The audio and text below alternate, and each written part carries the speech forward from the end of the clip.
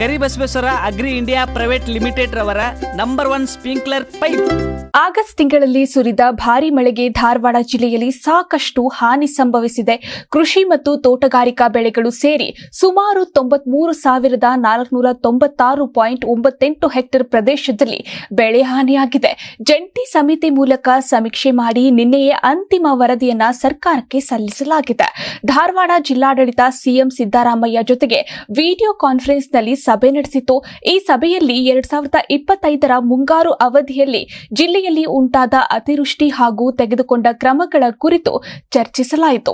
ದತ್ತಾಂಶಗಳನ್ನು ದಾಖಲಿಸಲು website open ಮಾಡಿ ಪರಿಹಾರ ಬಿಡುಗಡೆಗೆ ತಕ್ಷಣ ಕ್ರಮ ವಹಿಸಬೇಕೆಂದು ಕಾರ್ಮಿಕ ಇಲಾಖೆ ಹಾಗೂ ಧಾರವಾಡ ಜಿಲ್ಲಾ ಉಸ್ತುವಾರಿ ಸಚಿವ ಸಂತೋಷ್ ಲಾಡ್ ಅವರು ತಿಳಿಸಿದ್ದಾರೆ.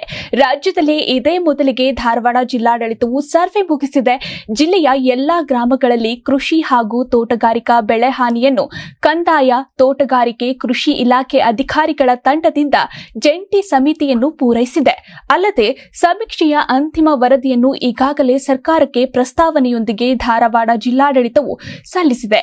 ಮಾನ್ಯ ಮುಖ್ಯಮಂತ್ರಿಗಳು ಈ ಕುರಿತು ಪರಿಶೀಲಿಸಿ ರೈತರಿಗೆ ಅನುಕೂಲವಾಗುವಂತೆ ತಕ್ಷಣ ಪರಿಹಾರ ಬಿಡುಗಡೆ ಮಾಡಲು ಸೂಕ್ತ ಕ್ರಮ ವಹಿಸುವಂತೆ ಜಿಲ್ಲಾ ಉಸ್ತುವಾರಿ ಸಚಿವ ಸಂತೋಷ್ ಲಾಡ್ ಅವರು ವಿನಂತಿಸಿದರು. ಧಾರವಾಡ ಜಿಲ್ಲಾಧಿಕಾರಿಗಳು ಜಿಲ್ಲಾ ವಿಪತ್ತು ನಿರ್ವಹಣಾ ಪ್ರಾಧಿಕಾರದ ಸಭೆಗಳನ್ನು ನಿರಂತರವಾಗಿ ಆಯೋಜಿಸಿದೆ. ಈ ಮೂಲಕ ಜಿಲ್ಲೆಯಲ್ಲಿ ಆಗಿರುವ ಮೂಲಭೂತ ಸೌಕರ್ಯಗಳ ಹಾನಿ ಬಗ್ಗೆ ಪರಿಶೀಲಿಸಿ ದುರಸ್ತಿಗೆ ಆದೇಶಿಸಿದ್ದಾರೆ.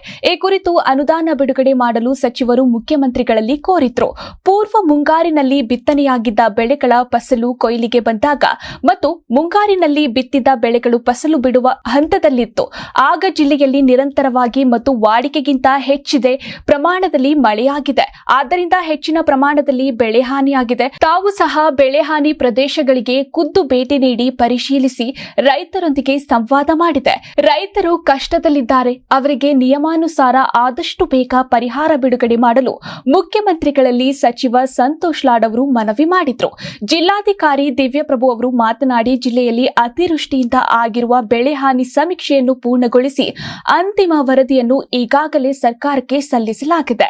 ಬೆಳೆ ಹಾನಿ ಮಾಹಿತಿ ದಾಖಲಿಸಲು ವೆಬ್ಸೈಟ್ ಓಪನ್ ಮಾಡಿದ್ರೆ ದತ್ತಾಂಶ ದಾಖಲಿಸುವುದನ್ನು ಆದಷ್ಟು ಬೇಗ ಪೂರ್ಣಗೊಳಿಸಲಾಗುವುದು. ತಕ್ಷಣಕ್ಕೆ ಪರಿಹಾರ ಕ್ರಮಗಳನ್ನು ಕೈಗೊಳ್ಳಲು ಜಿಲ್ಲಾಧಿಕಾರಿಗಳ ಪಿಡಿ ಖಾತೆ ಹಾಗೂ ಜಿಲ್ಲೆಯ ಎಲ್ಲಾ ತಾಲೂಕಿನ ತಹಶೀಲ್ದಾರರ ಪಿಡಿ ಖಾತೆಯಲ್ಲಿ 2,713.05 ಲಕ್ಷ ರೂಪಾಯಿಗಳು ಅನುದಾನ ಲಭ್ಯವಿದೆ ಎಂದು ತಿಳಿಸಿದರು. Karibasaveshwara agri India private limited ರವರ ನಂಬರ್ 1 ಸ್ಪ್ರಿಂಕ್ಲರ್ ಪೈಪ್.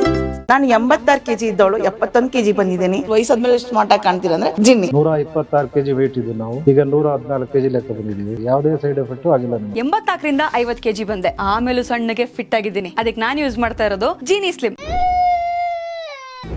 ನಿಮ್ ಮಗು ಅಳ್ತಿದ್ಯಾ? ಹಾಗಾದ್ರೆ ನಿಮ್ ಮಗುವಿಗೆ ಜೀನಿ ಸರಿ ಇಟ್ಕೊಡಿ.